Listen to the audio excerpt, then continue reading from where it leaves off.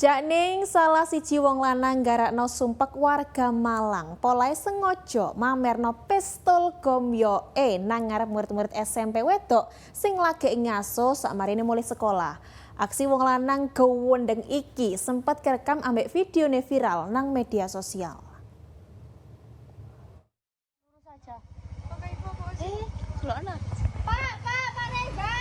Jakning koyok ngene iki lho kelakuan Mas Sume, salah siji wong lanang sing sengaja mamerno pistol gomyoke nang ngarep motone para murid SMP wedok sing lagi ngasil sakmarine jam sekolah.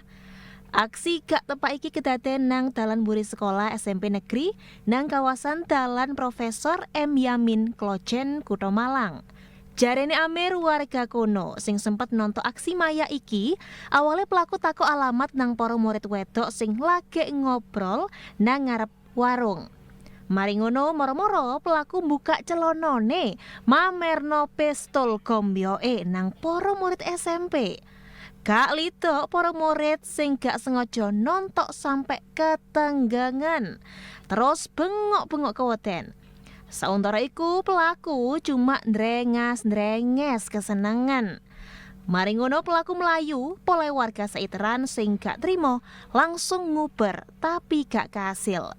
Dampake sampai saiki para siswi SMP keweden aktivitas nang jopo sekolah, khususnya nang wilayah seiteran panggon kedadean perkara.